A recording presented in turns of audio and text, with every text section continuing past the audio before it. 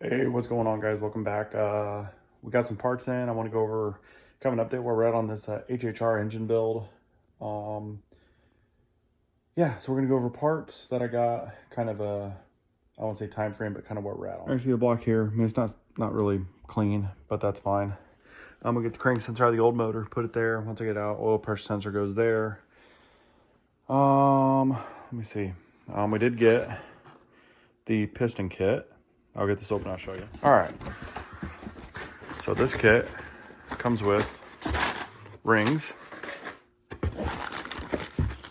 Comes with the retainers for the wrist pins, then all 4 pistons, which we'll put one of these up here real quick.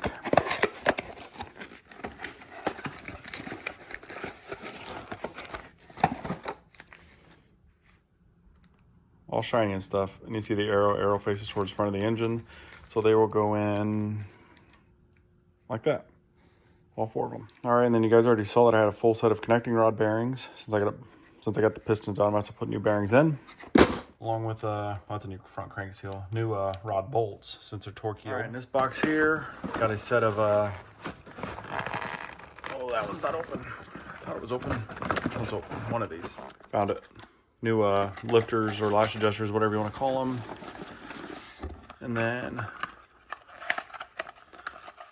new rockers. I grabbed the off the HHR. I went ahead and grabbed the thermostat housing and the tube. And then I ordered and got in a brand new Gates water pump with the seal, because I have a new sprocket for that, but I just don't trust it. I just don't trust the water pump itself because they're bare to change. So I said, screw it, I'm just gonna put a new one on it. And you guys already saw I got the new sprockets for the crank side, for both the balance shaft chain and the main timing chain. There's tensioner and guides and chain for the balance shaft chain. That's extra parts, but there's chain, guides, upper guide, bolts for the for the main chain. And then I ordered this with the water pump, thermostat and seal. Open it up. Huh, weird. Must be one of those invisible thermostats. Not really. I sent them an email. They're gonna get me a new one, since I paid enough for that, because it's one that when it fails open, so it won't blow the motor up, get it too hot and melt anything. Then finally, the machine shop had really quick turnaround. Got the head back. The cams I had out of it, I just got to kind of clean them up a little bit. I just hand tightened them into place, but it's all smooth.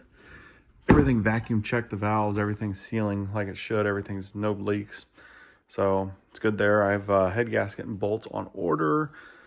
Should take a few days and those will be here. So that's where we're at.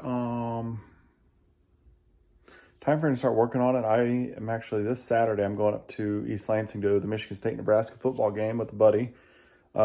Big Michigan State fan. First football game. So we got like 50-yard line, like, I don't know, kind of towards the top of the lower level. It's like row 44. Luke, thank you. It's going to be amazing. Going up like 3 hours early for tailgating and then going to the game. But after that, I'm going to start probably trying to piece this thing together so I can get this car running. So yeah, that's it for this episode. I don't know if I want to call this part 1. We haven't really done anything, but as I get things in, I'll do little updates, maybe do shorts. So yeah, so we will see you guys in the next one. Peace out.